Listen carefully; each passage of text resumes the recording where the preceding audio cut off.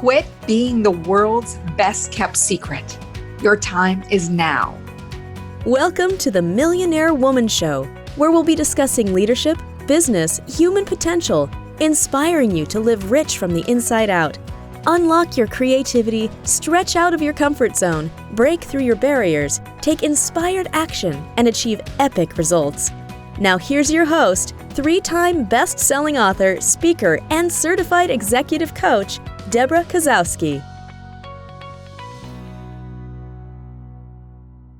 Hello, everyone, and welcome to the Millionaire Woman Show, where we interview incredible guests around the globe and bring them here on this platform to share with you, talking about topics of life, leadership, and business.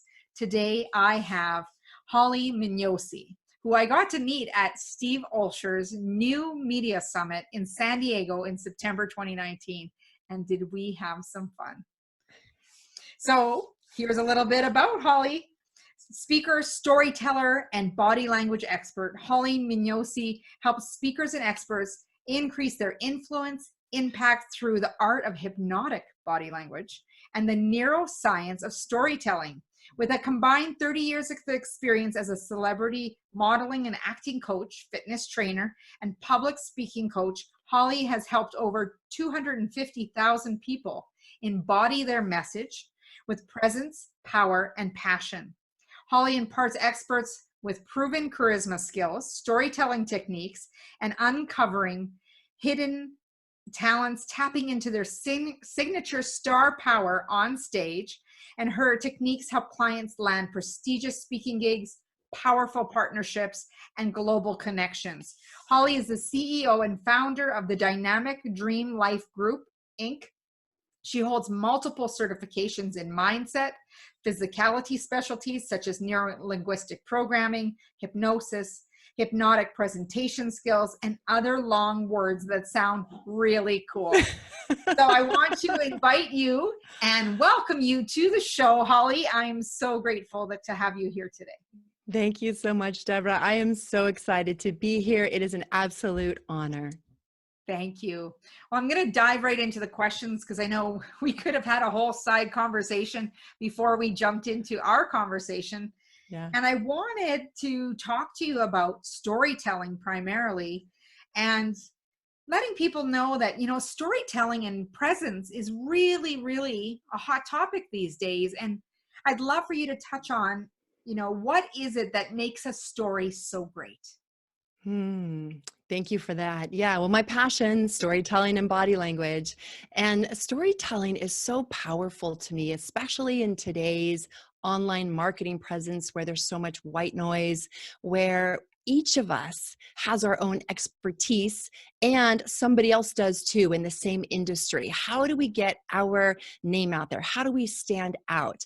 How do we show who we are, our character, our skills really quick? And our story is one of those ways that we can do that. It helps us gain that know, like, and trust factor that we all hear so much about. But when you tell a story the right way, which I hope today I'll be able to share the 5 phases of powerful storytelling with your audience. And when we share our story the right way, we get to position 2 really powerful things. One is our vulnerability, and 2, our credibility. And when you have the 2 together, side by side, like beautiful bookends, people just fall in love with you. They fall in love with you like your best friend because we are opening the kimono, so to speak, sharing with people who we are from the inside out. And it builds trust. I can't tell you how many times people have said, I knew I wanted to work with you simply based off your story. It's powerful. And the story, like when you talk about that credibility and trust, it also adds in that know, like, and trust factor that you're not better than me. Absolutely. So you're talking about positioning, and I call that posturing. So we have 3 postures. There's superior, equal, and inferior. And we can float in between any of those 3 at any time. And when we share our vulnerability, we're kind of taking like an inferior position, like this is kind of where I screwed up. This is like the mess. And then when we get to share how we climbed out of that pit, that's where we get to shine in our credibility.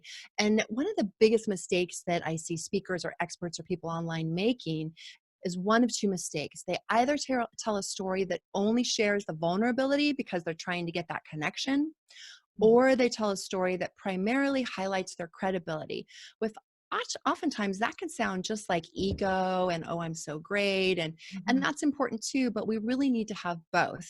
And I find that people don't share their signature story or share some of those darker moments, I guess we could say, because they don't have a structure. They don't know how to do it in a way that positions their vulnerability and their credibility so they can maintain both.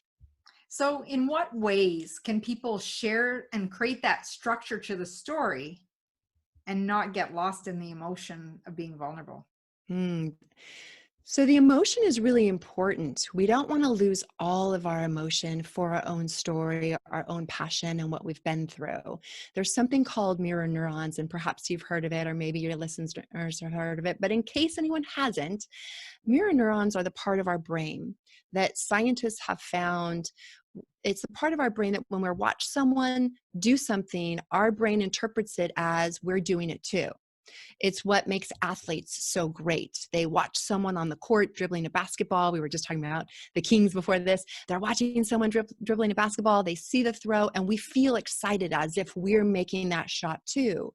And scientists believe that that's also how Mother Nature, how birds learn to fly, how cheetahs learn, cubs learn to catch that first kill. So the mirror neurons are really important when we see someone on stage, like a speaker, and they're sharing their story and there's some emotion to it, it taps into our emotion.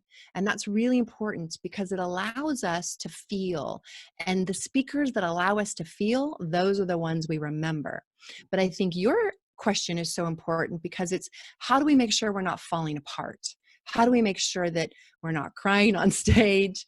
And there's a certain structure that you can use in your story that will allow you to move through those moments so that you can highlight the pit, I call it, the breakthrough, and then you move into your lessons.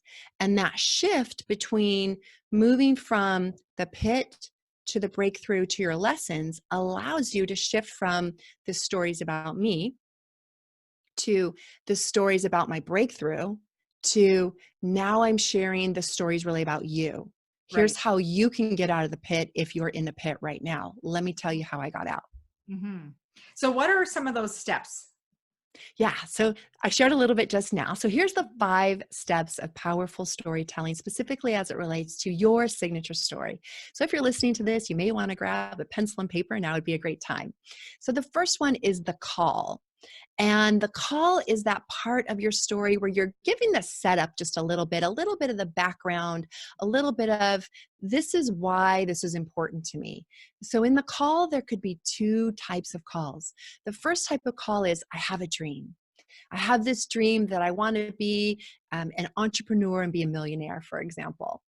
And so it's an inner calling to be something of greatness. And that sets you up on a journey, on a path. The second kind of call is when you're kind of born into a situation or a situation happens externally to you. You didn't necessarily choose it. That could be a situation where perhaps you were born with some physical challenges. Perhaps you were born into a family where there was alcohol or addiction. So these are some external challenges, and it's still a calling. It's still kind of the setup as to how you ended up on this journey. So you give a little bit of the setup, a little bit of the call. The second step is the pit. And the pit is where you move right into, I found myself in this place where I didn't have answers. Maybe you lost $1 million. Maybe you lost your husband, or you lost a significant other, a relationship, or you lost your health. It typically relates to one of 3 categories, and it's either health, wealth, or relationship. It's usually one of those. So you're describing that moment of darkness. You don't know where to turn. You don't know what to do. And then the third step is the breakthrough. And that's where you, the character in our story, finds this moment of clarity. And it's generally an internal clarity, like we're thinking something different. There's a different thought process. There's some kind of wisdom that suddenly is bestowed upon us, either internally from a divine being or from a guide. Oftentimes in movies, there'll be a guide that comes along this hero's journey and kind of teaches, almost like Karate Kid. Did you see the movie Karate Kid? Back in the, gosh, was that the 80s? And then it was remade again. Yeah, there you go. Wax on, wax off. Exactly. So there's a guide that comes along to give us this information that helps us make this breakthrough. And that's a quick pivot. So we're moving very quickly from the pit to a breakthrough, but nothing happens yet in the breakthrough. It's just like a moment, a flash of insight until we get to step 3. And that's when we try something different. And those are the lessons that we've learned. We realize, okay, we're in this pit, a metaphorical pit, and there's this little kind of stepping stone here. I'm going to climb on this step and see if I can get my way out. Okay, that worked. And then the second time I did the second thing and I climbed on this step and it worked and I got a little further out. And then there was this third thing that I did that got me all the way to the pit. And now here I am standing on top in victory. So the fourth phase are your lessons. When you begin to share with your audience the things you learned, it shifts from the story is about me to now the story is about you. And how can I help you get out of your pit? Mm-hmm. And then the fifth phase is the pinnacle. And that's when you started on a call, then you went down to a pit, through a breakthrough, you climbed out, and now you're at this peak. And you're higher than you were in the beginning of the journey, so to speak. You have a better view, and your life is very different than it was when you were at the pit. So you get to share with your audience. If you're in the pit and you do these things, now you can end up here with me, where I have amazing health and vitality, or I've gone from rags to riches. We all know that story. Or I was really lonely, but now I found the love of my life and I'm gallivanting all around the globe with my soulmate. So you get to kind of share, this is what you can have if you do these things. So it almost sounds like the movie scripts, right? That's right. That's right. Very much so. And sometimes things can go in different order. So for us, for the beginner, I recommend to stay in that order. And I specifically kind of designed it to look almost like a roller coaster ride. So if you drew a straight line, you're kind of coming in, then it dips down, and then you kind of come up and you're up at the top. Yeah. Sometimes movies will switch the order. Sometimes they'll even start out in the pit. The character is like, oh my gosh, there's this awful thing that's happening. And then they'll kind of go back in time and show you the call. So there's all kinds of different ways you can move it around. But yeah, you're right. It's like a movie. Our life is a movie. Yeah, just the script, or I'm thinking of a Nicholas Sparks book, perhaps, how the unfolding of everything that occurs. Yeah. Mm-hmm. So when people put together their signature story and work with you, what do you do to help draw them into being able to expose those emotions like you were talking about? Because you want the audience to experience emotions. I know recently I did my first TEDx talk, and as I was sharing the story that I was sharing, I watched in the audience to pick up the feedback, whether or not they were receiving it, right? So I was sharing my call. So I'm going to break it through, the pit of not knowing the how. Yeah. The breakthrough is, realizing that there was all these signs around me to figure out the how. But I was watching for the parts of the story to see, did they get emotional to the point that some of them would have tears? Did they laugh at the parts where I purposely thought it would be the punchline? And one of the punchlines is we had a garage full of 1,300 shoe boxes decorated in Christmas wrap. And my daughter saying, don't open the garage when the bus comes. I will take the front door because they're going to think we're a bunch of hoarders. Oh, yeah. Right? So yeah. I was watching, were people going to laugh at that? Right? To see if what I created was hitting those emotional points to feed me, giving me that feedback based on their reaction. Because otherwise, when you're watching the audience, and I'd love for your input on this, when you're watching the audience, you sometimes just see them staring at you, or sometimes there's a nod, but not necessarily emotion on their face. And you're like, okay, I don't know how this is going. So what do you do when you're on stage presenting this story using this structure to get feedback from your audience to know if you're on the right track? Yeah, great question. And you did absolutely the right thing. I want to give you kudos for that. You were, number one, paying attention. You were paying attention to your audience, not just yourself, not in your own head, not about your own story, but you were really watching for that feedback. So you did a brilliant job. First of all, congratulations. Paying attention and watching for that feedback. There are occasions, let me just kind of pre-frame with this. There are occasions where we can't see our audience. There are occasions where the lights are very bright, or the stage is a bit high if you're on stage, or if you're on video, for example, how you can't see sometimes your audience if you're doing a Facebook Live. But let's talk about just the stage, for example. If you can see them, as you said, pay attention, watch for that feedback. And I would suggest to find one person, connect with one person in the audience. And that could be someone right in front, and really hold that eye contact. Make that eye contact until you finish that complete thought, that complete sentence, that complete scene, even, for example. And then watch for that. And you'll feel it. You can, when you make that connection with that one person in the audience, you'll start to nod at the same time. You'll start to lean in, they'll lean in. And you can almost sometimes feel even like a heat. Sometimes I'll feel like my body will kind of really heat up when I get that connection. And then move to the other side of the room, move to the right. Find someone there that you make that eye contact with and connect.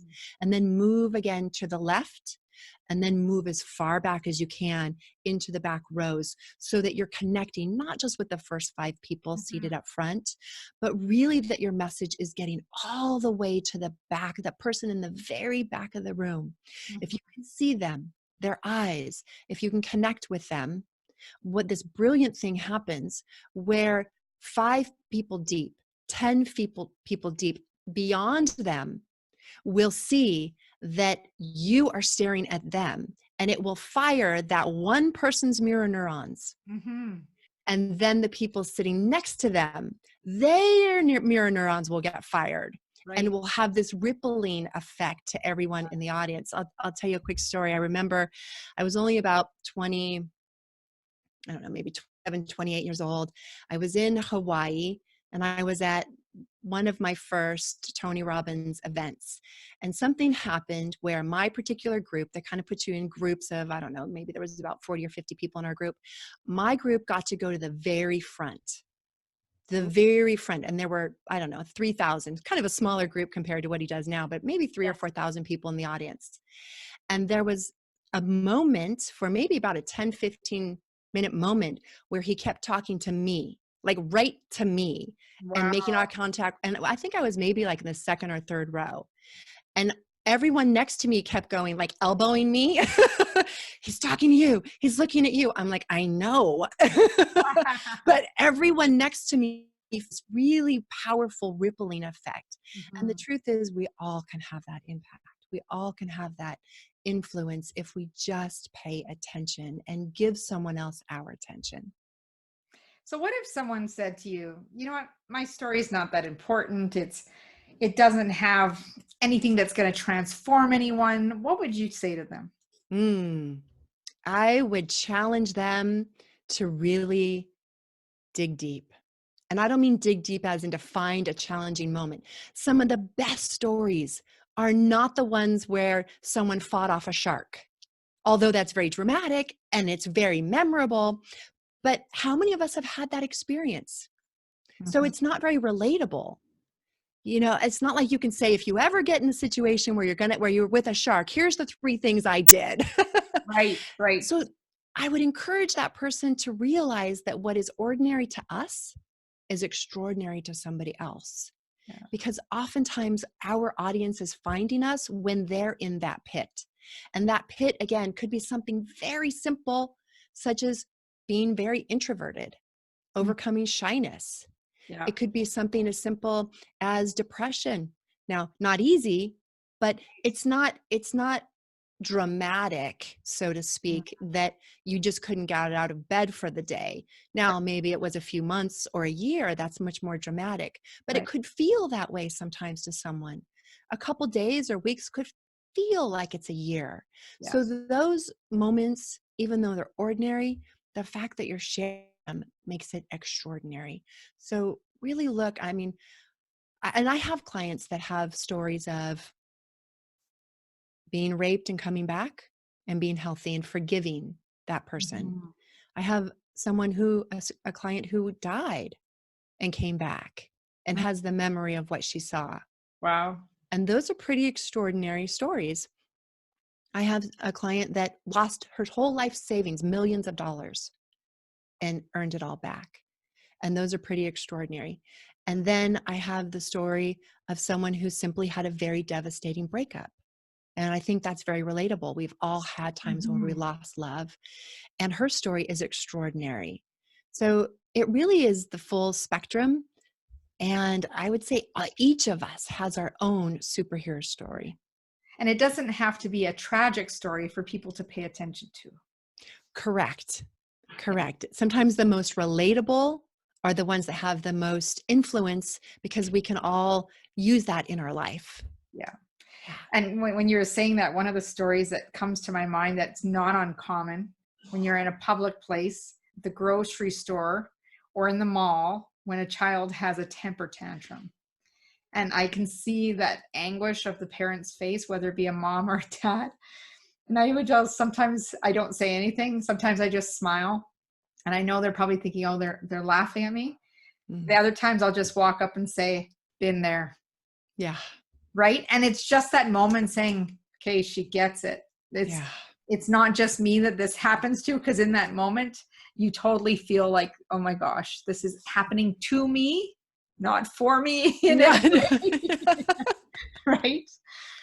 Oh, Yeah. But what a great story, even that. I mean, to even look at that as a opportunity for a story. mhm. If you are in the grocery store and your 2-year-old is breaking down, what if you could look at that as a story in the making? What if you were in the moment and you could say, I can treat this moment with embarrassment and tell my child to be quiet and simmer down and stop it, or you're going to get in trouble.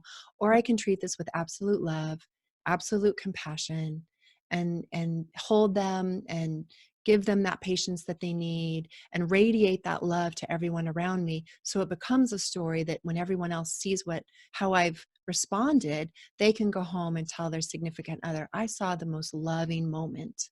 Yeah. So that in itself could be a story. Yeah. Hmm. And one of the things when you talk about story, and I know I bring this up whenever I talk about storytelling with people, is The Alchemist. Hmm. That's one of the books that really draws me into story, because there's a part in the book that talks about how your legacy lives on for generations to come. And the words that you put on paper or the words that you speak, they ripple to people around them, and they last for generations. And I think if people started paying attention to the power of their words, they would realize that it does ripple to other generations. And we can use ourselves as examples, that when we've been taught by our parents, they were taught whatever beliefs that they hang on to from their parents. So these words have rippled through generation. So there is truth in, someday you're going to sound just like your mother, right?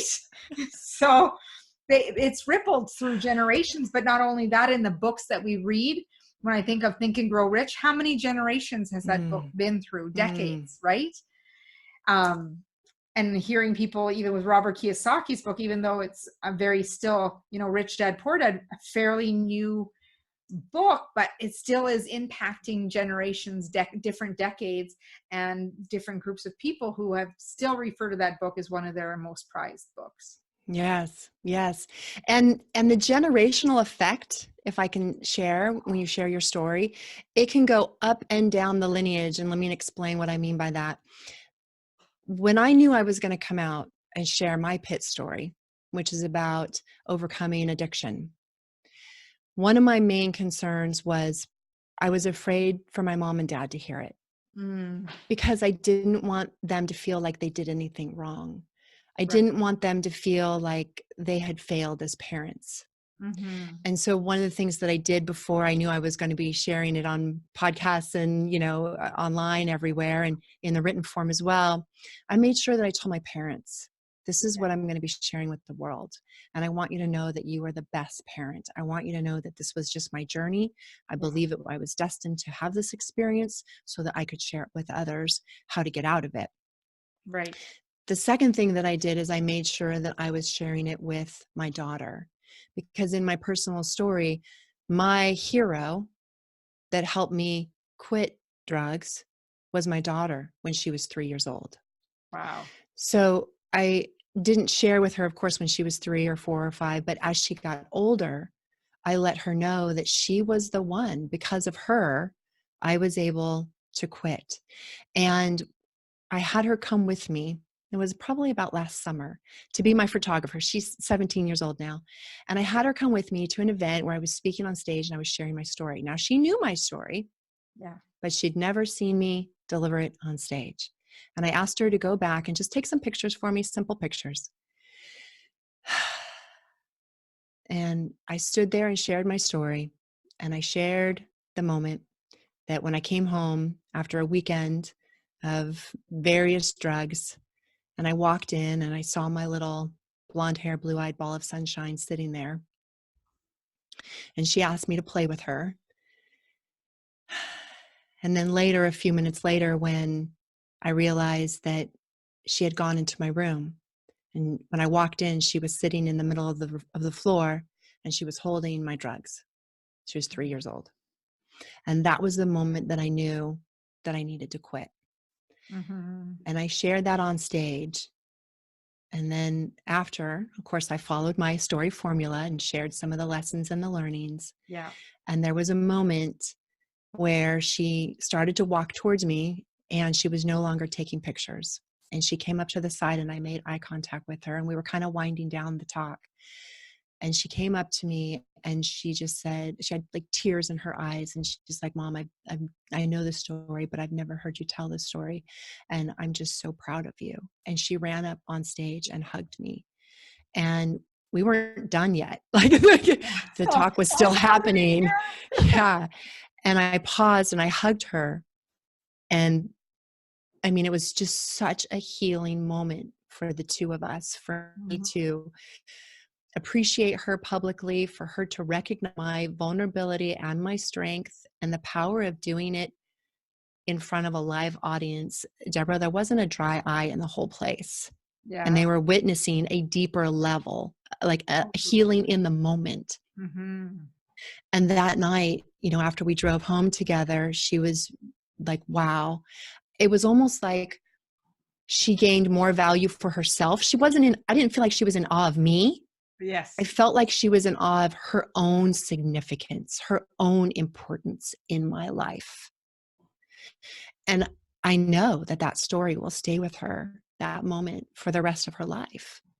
Yeah. And I know it's going to stay with our listeners and our viewers because it is a powerful story. I know you shared it with me when we got first met, and here I am already choking up again, even though I'm hearing it a second time. And I think that's something people need to hear, is that even though you might speak to have audience members who may have heard you before, Yeah. the impact may not change.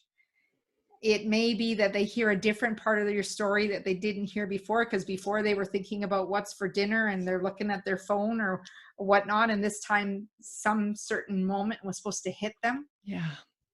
And really be more powerful. So it's just like when they say you should read a book 6 times, because every single time you are going to take away something totally different. So I just took away something totally different than when we first met. Thank So you. very, Thank very you. powerful. Thank you for sharing that with us. Thank you. So I know we're going to switch gears here because I want to touch on a little bit of the body language piece. Yeah. And I know that this is also a hot topic because we want to understand, I hear the phrase that the body doesn't lie. Mm-hmm. So tell us a little bit about how you share and teach body language so that people are more perceptive, whether it be in their life, whether it be in a leadership position. Tell us a little bit more. Oh my gosh. So body language is really fun. And you know, I have different parts of my personality. Storytelling is where I get to go deep and have compassion and really get to be heart. And then body language is like, okay, let's just flirt and play and have fun and just express ourselves and watch everybody else express themselves too. And like you said, the body doesn't lie. I like to say the body is talking 100% of the time. Like 100% of the time. And so if I can share with you a couple things that you can do to kind of tune in, because there's two things that are happening. One, there's encoding, and two, there's decoding. Encoding is when your own body is sending out signals, is sending out and communicating. Decoding is when we're reading everybody else's body language and we're kind of decoding, what does this mean? And what does that mean? And what does this mean? So there's two things kind of happening simultaneously. And the real fun is when you can be in the moment of both.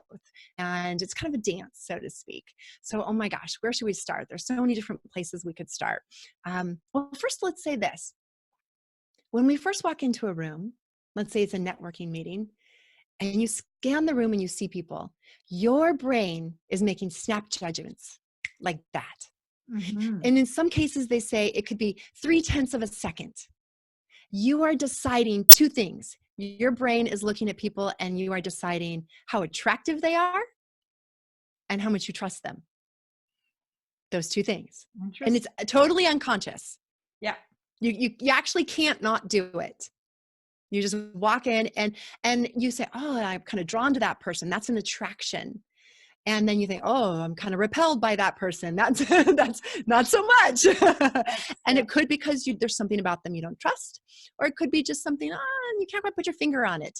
And that comes from our reptilian brain. So a lot of body language and the things that we're pulled towards or moved away from relate to the reptilian brain, the oldest part of our brain, where our brain is deciding when we meet someone. Let's say it's like the old caveman days, and we're meeting someone out in the forest and we come across another caveman, and we have to decide very quickly, are you friend or foe, right?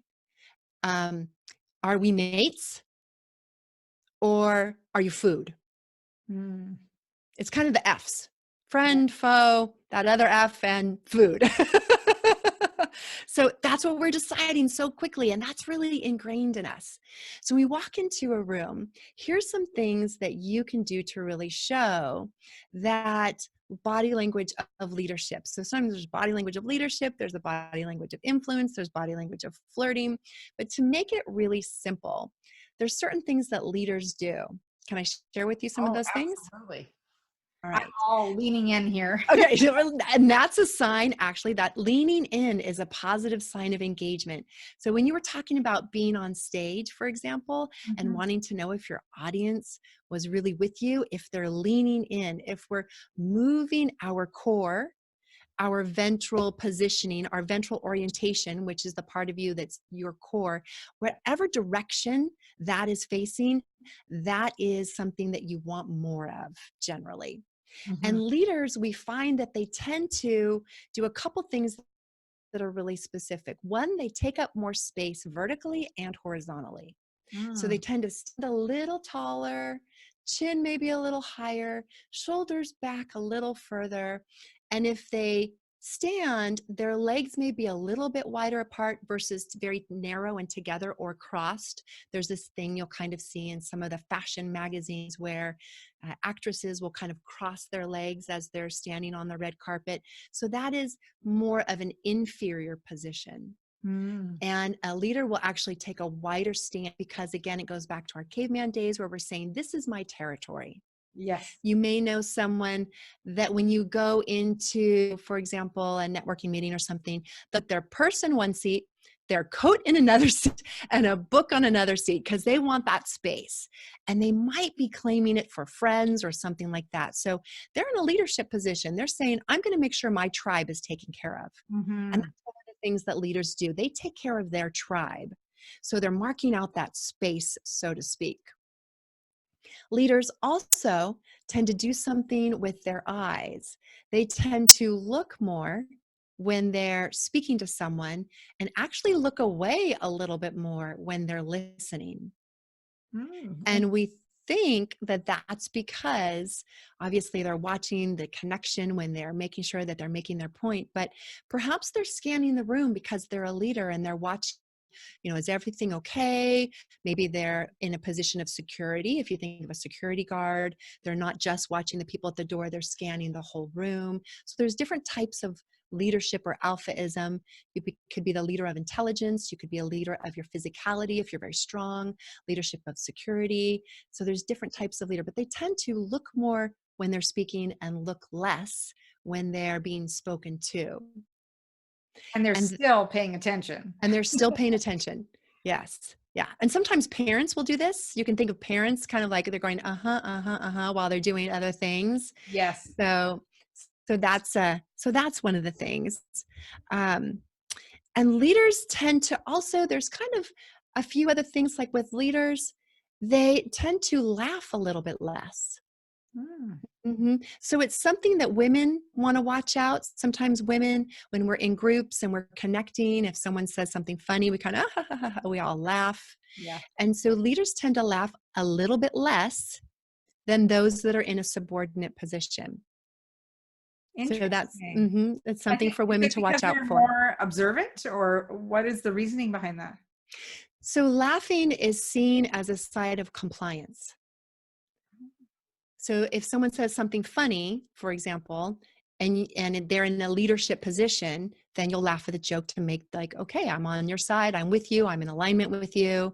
If you are opposing them and you don't think it's funny, then you may not laugh. You don't feel inclined to laugh. So you're taking maybe an equal position or a slightly superior position if you are not in agreement. But particularly women. I'm just thinking of my children. What do they do? They make a sarcastic comment and I'm just not on board with it.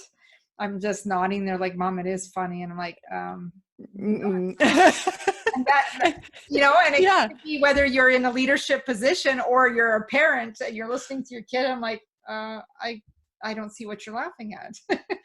Yeah, and that's true. So you could be the leader of your household. You can be in a moment where you're leading the head of your household. You're leading a club. You're leading even a fun type of group. So there's different degrees of leadership in different contexts. But yeah, you're absolutely right. Yeah, that makes sense to me. Yeah. I have a little game we can play if you want to with the questions. Okay. Can we do that? Absolutely. Let's do it. Okay. So if you are listening or watching this, I'm going to ask Debra 5 questions of kind of alpha body language and leadership and some influence stuff. And then I'm going to give her some multiple choice answers and you're going to do great. You're going to do great. It's going to be fun. Okay. Ready? Oh, I know I will. I know you will too. And if you're listening, it'll be fun. And if you're listening, see what your answers are. See if they match. Okay. So who do you think is better at reading body language? Men or women? Women. Yes. Ding, ding, ding. Yay. Women are better at reading body language. And here's what they found. There was a little science practice what's it called? A little test that was done. And they took a group of women and a group of men, had them read body language, had some electrodes connected to their brains. And what they found is when men are watching and decoding body language, 8 parts of their brain approximately are lighting up. However, when women are decoding body language, 15 areas of their brain are lighting up, twice as much activity, twice as much analyzing, twice as much decoding. Women are picking up on far more nuances and subtleties than men are. So what I say to my clients is, for the women, if you go out to dinner and you see a woman is like flirting with your man or making eye contact with him, and he says, I didn't see it, he really didn't see it. Like he's probably clueless. But when a woman is flirting with another guy, every woman in the room knows it. Don't you think that's true? Interesting. Mm-hmm. Yeah. The men don't, but the woman's like, oh yeah, she's marketing. She likes you. We all know it. Mm-hmm. Yeah. Okay. Number 2. Right. In a group of people talking, what body part points to the alpha? Is it the eyes? Is it the heart? Or is it the feet? The feet. Yes, ding, ding, ding, you got it. How did you know that? The reason I know that, because I've learned that if your feet are pointing out, you're wanting to exit. So if I'm Yeah, liking someone or I want to have that conversation, I want to stay connected and in alignment with them. that's right. And it all comes It had down nothing to to do with you going like this. I'm giving her tips. You caught me. Yeah, but it all goes back to, again, that reptilian brain, because ultimate rapport, what is absolute ultimate rapport? But two people like this, Mm-hmm. right? In that mating position. So it's about ventral orientation. And so two people out of rapport are back to back and don't have proximity. They're very far. Two people that are going closer and closer and closer to rapport, or like this, or even side by side, can be very close as well. So you're absolutely right, feet. And the feet show our unconscious thoughts. So if you're having a conversation with someone, and if you happen to look down, and I suggest you do to know whether you have their full attention, if both feet are pointed at them and both feet are pointed at you, you have their complete attention. If one foot is pointed at you and one foot is out, then half of them wants to get out of the conversation, or something in that other direction has their attention, and you have half of their attention. So it's kind of divided. Okay, before you ask me the next question, I do Yeah. have one for you. Okay. So what if people are standing side by side? They're like, oh, let's take a picture together. What should we be paying attention to when we look at the picture after, for people who've maybe gone on a date and they have got this picture and they're like, I wonder if he's into me, or I wonder if we look strong as a leader. So what is the positioning? They Yeah. take a picture together. What does their stance together, proximity, their feet? Yes. What would you say is their connection when you can look at the picture after? I know in Yes. conversation, we're looking that we're kind of in a circle, Mm-hmm. right? And seeing where the feet are. But when you're looking at a picture, what can people tell from a picture? I would look for a lean.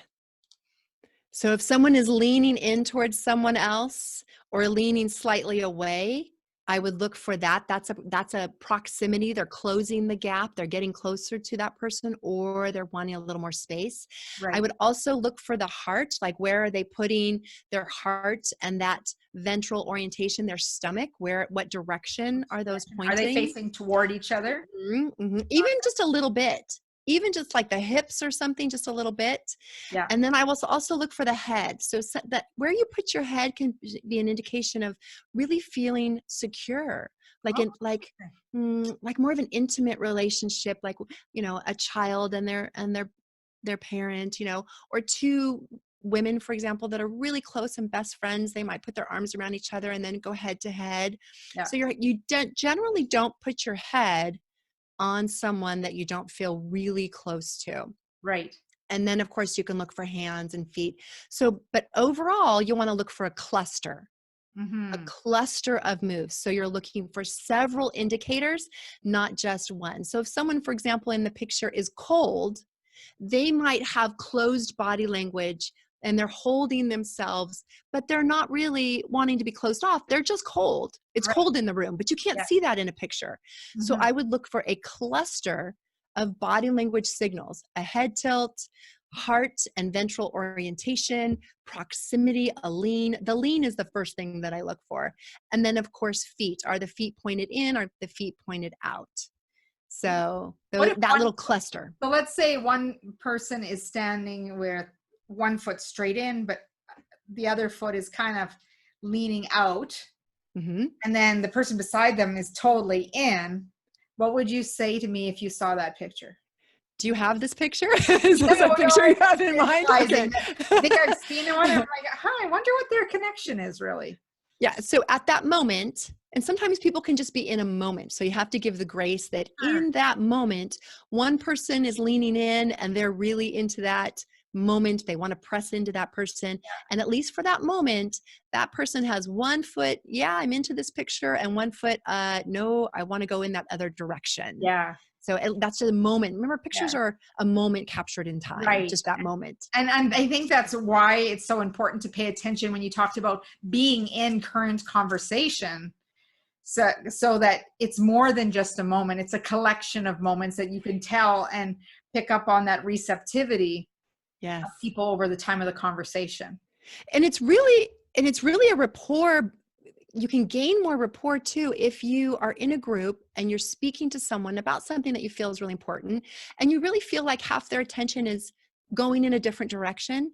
You can simply say, do you need to take a moment and go address something? Like maybe it's legitimate. Like maybe Yes. they're something on the waiting brain. for, yeah, they've got something else on their mind. And the fact that you're catching it and you're saying something instead of continuing the conversation, Yeah. it really shows that you are being in the present moment, and you're kind and you're courteous, and you're really saying something that will help them. And then they may say, oh my gosh, thank you so much. Yeah, I just need to handle this thing really quick. And then you'll come back and have my full attention. Yeah.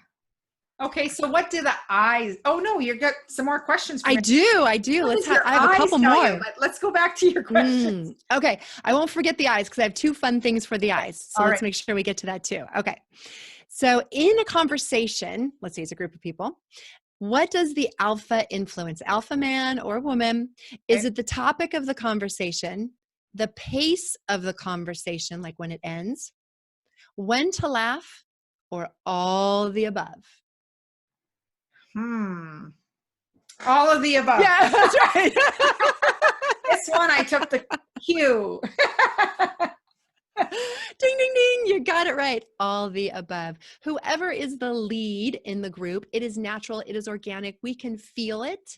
We want to follow someone who has that certainty, that leadership, and we naturally all fall in line. Now, there are rare occasions when you have two people that are vying for that alpha position, especially two women, for example.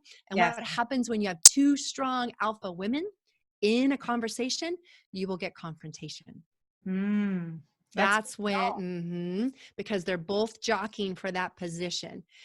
Men tend to not be as obvious, for example, when they're jockeying for a position, but with women, we can see it, we can feel it. Yeah.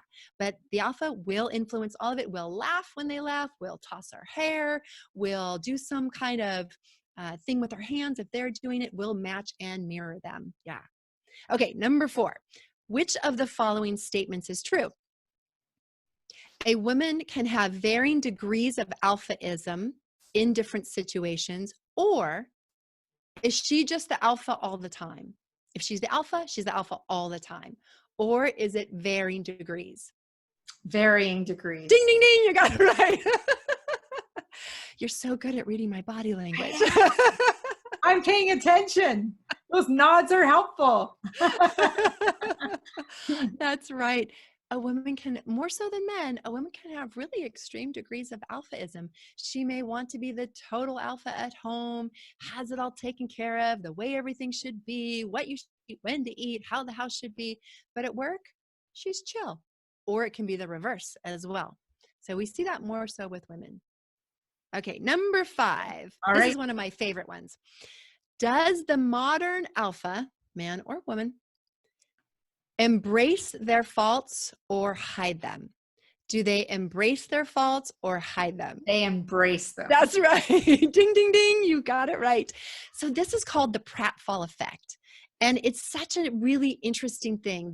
Scientists took 2 groups of people and they hired actresses, and they said, okay, to the both actresses, we want you to demonstrate some like juicer, right? So 2 actresses are demonstrating juicers.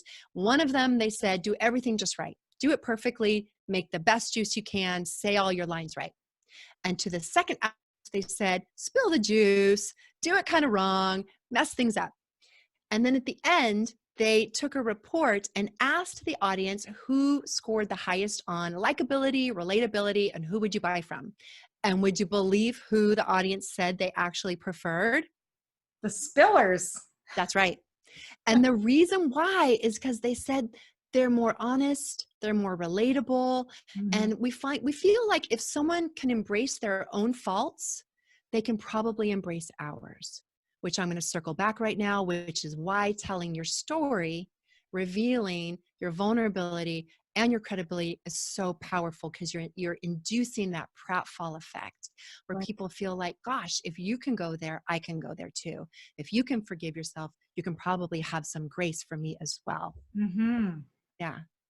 All right. And then eye contact. Yes. Okay. So that's I it for the passed the game. test. You passed the test. Ding, ding, ding. You are a body language wizard. It's official. So the two cool things that you can do to watch eyes, these are my favorites. One of them is called the unconscious hello, Mm. and the other is a pupil dilation. So one of them you can see from across the room, like in business or a networking meeting Right. or a date, like if you walk into a room and Like then you I see see, you. yes, the Yeah. unconscious hello is a raising of the eyebrows. We open our eyebrows just for a fraction of a second because we like what we see. And it's unconscious and we don't even know we're doing it. And oftentimes we can't stop ourselves from doing it when we see something we really like. And it's just a quick eyebrow flash. It just goes up and down, just really fast. And my favorite place to play this game is the grocery store. Oh, interesting. Yeah. Uh-huh. Yeah. You just raised your eyebrows right now, by the way. Giveaway. There you go. So one of my favorite places is Trader Joe's or kind of any other holistic or kind of high vibe grocery store. I like to check and see how on I am that day. I like to go around and count how many eyebrow flashes I get. And the reason why is because you tend to be in close proximity, like you pass each other in the aisle, or Yeah. you have to say, oh, pardon me, I'm trying to reach for the gluten-free, whatever, whatever. So there's oftentimes a quick eye contact that you make. You kind of look at each other, say hello, or then look away.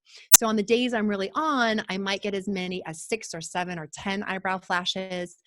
Is that my energy or whatever is a little lower, I may have only 1 or 2 or none even. So Mm-hmm. the grocery store is a really fun place to check for the eyebrow flash. And it even happens with your kids, with your family members, with your husband, with your wife. So you can always check a quick mood by checking for an eyebrow flash. And you can even do it with someone you're just meeting for the first time. Really powerful in business. So if you want to know, if you have a great first impression, when you go in, instead of so much focusing on the handshake, Yes. watch for the eyebrow flash. Yeah. Interesting. Uh-huh. I like Yeah. it. And as you get closer, so here's the second one. As you get closer in proximity, if you're close enough and you can see the eyes dilate, so the pupils become larger. Mhm. Very easy to see in someone with light eyes like blue or green, much harder to see in someone with brown eyes. But if you can get close enough, it's completely uncontrollable. When we go into an intense pleasure state, our pupils become larger. And that happens when we fall in love. It happens when oxytocin is flowing. It happens probably when we eat chocolate or whatever's your favorite food. So if you're on a date and you're getting kind of close and you want to know if you should go in for that kiss, you're going to look for those pupils to get larger. In fact, there have even been times in history where women have taken little herbs and tinctures and put little tinctures in their eyes to make their eyes dilate and No. become, yes, and become larger, because it was thought that the larger your pupils, the more love you're feeling, and it makes you more attractive to a suitor. Very interesting. I learned so much from our interview. We could talk for hours, but I know we have to wrap things up. So I Yeah. have 2 questions for you. Mm. And one is, what is the most profound book that has impacted your life? Mm.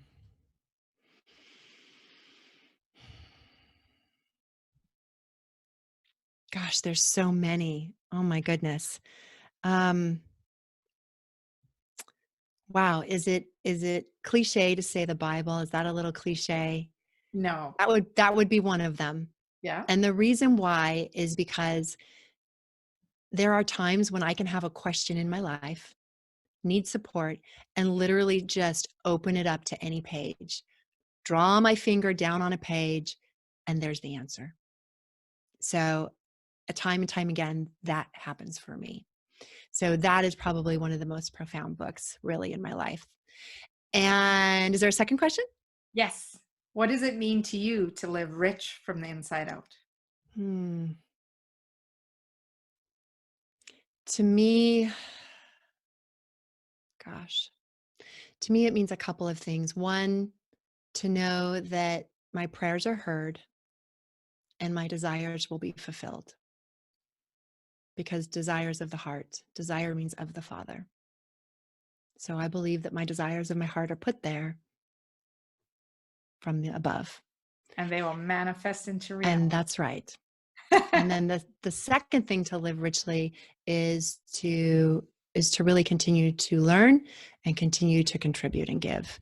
I don't think I could have everything in desires of my heart, but if I wasn't giving and if I wasn't making a difference for someone else, ultimately, I wouldn't feel fulfilled. That is rich, living truly richly. That's beautiful. Beautiful. Thank you so much for Thank you. sharing. And Holley, it's not a question, but this is your opportunity to let everyone know how they can stay in contact with you, learning about storytelling, working with you, also about maybe more body language stuff. Yeah. Let everybody know how they can stay connected with you. Yes, please. I would love to support you on your storytelling journey, on your body language journey, on your speaking journey. So there's one of two ways, or both. The first is I have a free gift for your audience. If you would like to get my 15 hottest hand gestures that you can use on stage, and by the way, all of life is a stage. So you would go to my name, which is Holley, Holley, Mignosi, which is MIGNOSI /hot15. You'll get the checkoff list. So you can kind of place that against any kind of talk that you have or a story that you want to go on stage and share. And you can use some of those body language and hand gestures to really spice up your talk so that you're very captivating. And then secondly, I would love if anyone is interested to meet me in my Facebook group. Right now it's Leading Six-Figure Speakers. I may be changing the name very shortly here to Shine on Stage, but either of those will work. Leading Six-Figure Speakers. You can find hours of bingeable content on storytelling, charismatic communication, body language, and I'm in there all the time, so I'm happy to help you and answer your questions. Well, it was such an honor to have you on the show, connect with you again, do the quiz. Yeah. Putting you in the hot spot. I love it. It's great. Thank you so, so much. I am grateful. I am so grateful. Thank you so much for the work that you do in the world. And thank you so much for having me. It was so fun. You are brilliant with what you do. And I can't wait to see more. Excellent. Excellent. Thanks so much. So thank you everyone for listening to us and our fun and gestures. You'll have to go on YouTube to actually experience the hand movements and the tips, and you'll catch us in action. So it's a phenomenal interview. So if you listen on iTunes and you want to, cook supper with YouTube on, you'll get to see all of that. So we'd love for you to go over to my website at www.debrakasowski.com, where you can download, by putting in your email, you get a free 3-video series, Making Habits Stick, mini course that is going to help you create discipline and consistency in your life to get some of those goals into reality. So you're going to want to go download that. But most of all, go over to my podcast, The Millionaire Woman Show, rate, review, give a 5-star high five. And I know that you will love this episode with Holley, and making sure that you send us feedback so that we can, juice it up some more, add some content. What else would you like to see, and what has most impacted you? And sharing it, of course, with your family, friends, and colleagues so that they can be better at storytelling. They can be better at reading that body language so they're not making some of those mistakes. And most of all, we're grateful just for you being here. As Muhammad Gandhi said, be the change you wish to see in the world. And my wish, on behalf of Holley and myself, go out and make today great.